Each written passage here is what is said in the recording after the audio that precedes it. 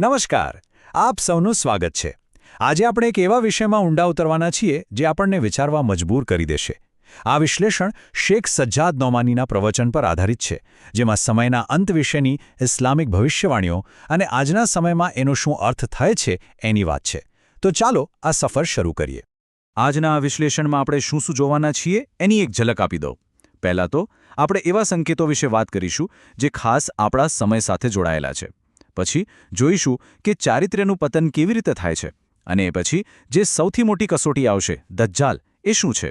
પણ ચિંતા ન કરતા, એના પછી ન્યાય માટે આવનારા એક નેતાની પણ વાત છે, અને છેલ્લે સૌથી અગત્યનું, આ બધું જાણવાનો આપણો અસલી હેતુ શું છે એ સમજીશું।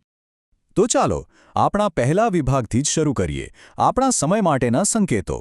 અહીં એક બહુ મોટો સવાલ એ થાય કે સદીઓ જૂની ભવિષ્યવાણીઓ શું ખરેખર આજના આધુનિક સમયમાં પણ એટલી જ મહત્વની હોઈ શકે?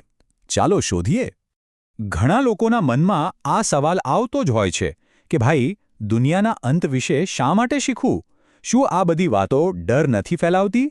પણ ખબર છે, સ્ત્રોત પ્રમાણે આ ભવિષ્યવાણીઓનો હેતુ આપણને ડરાવવાનો બિલકુલ નથી। એનો હેતુ કંઈક બીજો જ છે, અને આ જ આખી વાતનો સાર છે। આ ભવિષ્યવાણીઓ ફક્ત કોઈ જનરલ નોલેજ વધારવા માટે નથી। શેખ નોમાની સમજાવે છે કે આ જ્ઞાન આપણને અંદરથી જગાડવા માટે છે, જેથી આપણે આપણા ચારિત્ર્ય પર, આપણા રોજિંદા વર્તન પર ધ્યાન આપીએ। એ આપણને પૂછે છે કે શું આપણે આપણા કાર્યો પ્રત્યે ખરેખર ગંભીર છીએ?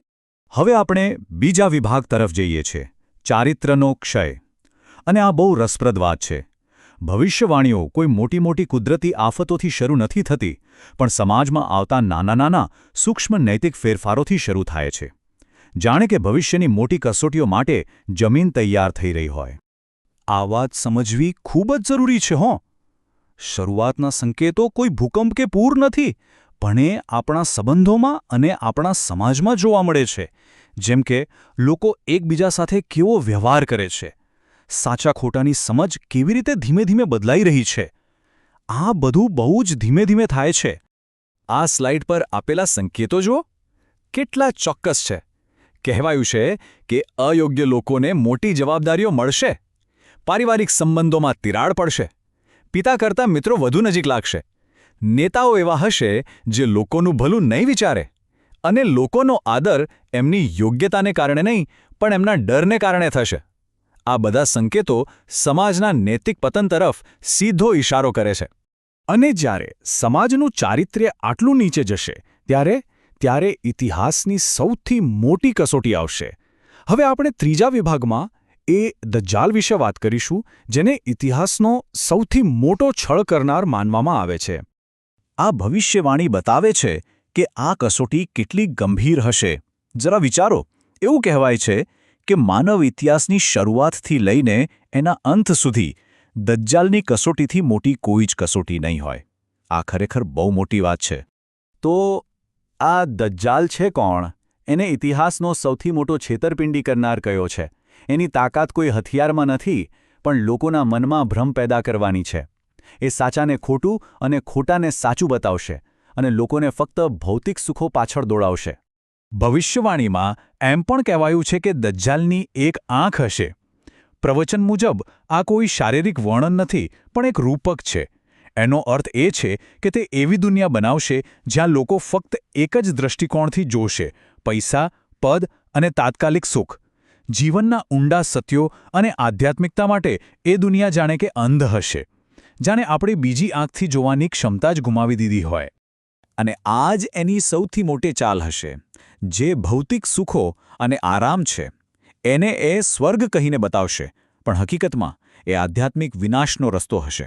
અને જે સાચો માર્ગ છે, જે શ્રદ્ધા અને મહેનતનો છે, એને એ નર્ક કહેશે। મતલબ કે એ બધું જ ઊંધું કરી દેશે, સાચા અને ખોટાની આખી વ્યાખ્યા જ બદલી નાખશે। પણ આટલા અંધકાર અને નિરાશા વચ્ચે એક આશાનું કિરણ પણ છે। હવે આપણે ચોથા વિભાગ તરફ જઈએ છીએ, જ્યાં આપણે એક એવા નેતા વિશે વાત કરીશું જે આવશે અને ફરીથી ન્યાયની સ્થાપના કરશે।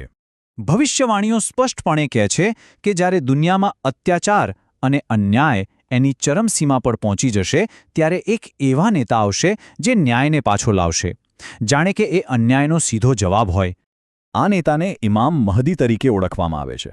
અને એ કોઈ જાદુઈ શક્તિવાળા વ્યક્તિ નહીં, પણ પૈગંબર મુહમ્મદના વંશમાંથી જ હશે, જે ન્યાય માટે એક બહુ મોટું આંદોલન ચલાવશે, લોકોને ભેગા કરશે અને પરિવર્તન લાવશે. તમે આ સ્લાઇડમાં જોઈ શકો છો, એમનું મિશન એકદમ સ્પષ્ટ છે. ભવિષ્યવાણી મુજબ તે આખી દુનિયાને ન્યાયથી ભરી દેશે, જેવી રીતે તે પહેલાં અન્યાયથી ભરેલી હતી. આ કોઈ નાનું-સૂનું પરિવર્તન નહીં, પણ એક સંપૂર્ણ ક્રાંતિ હશે. તો આ બધું આપણને આપણા છેલ્લા અને સૌથી મહત્વના વિભાગ તરફ લઈ જાય છે. આ બધું જાણવાનો હેતુ શું છે? આ બધી ભવિષ્યવાણીઓ સાંભળ્યા પછી આપણે શું કરવું જોઈએ? આ જ્ઞાન આપણને કયા રસ્તે લઈ જવું જોઈએ? અને અહીંયા જ આખી વાતનો સાર છે. સ્રોતનો સંદેશ એકદમ સ્પષ્ટ છે. આ ભવિષ્યવાણીઓ ફક્ત વાતો કરવા કે ચર્ચાઓ કરવા માટે નથી.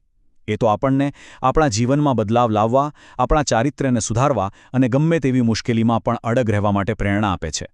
એ આપણને પૂછે છે, આ બધું જાણ્યા પછી શું આપણે આપણું જીવન બદલીશું? અને આ જ આપણો જવાબ હોવો જોઈએ. શેખ નોમાની આપણને કહે છે કે આપણે ફક્ત મૂક પ્રેક્ષક બનીને નથી રહેવાનું, પણ એ લોકોમાંથી બનવાનું છે જે અન્યાય અને ખોટી વાતો સામે અવાજ ઉઠાવે છે. એ લોકોમાંથી જે સત્ય માટે લડે છે, ભલે ગમે તેટલી મુશ્કેલીઓ કેમ ના આવે. અને અંતે અમે તમને એક સવાલ સાથે છોડી જઈએ છીએ. આજના સમયમાં જ્યાં સાચું શું અને ખોટું શું એ સમજવું આટલું મુશ્કેલ છે, જ્યાં ચારે બાજુ ભ્રમ ફેલાયેલો છે, ત્યાં ખરેખર સાવચેત અને જાગૃત રહેવાનો અર્થ શું થાય? આ એ સવાલ છે જેનો જવાબ આપણે દરેકે પોતાના જીવનમાં શોધવાનો છે.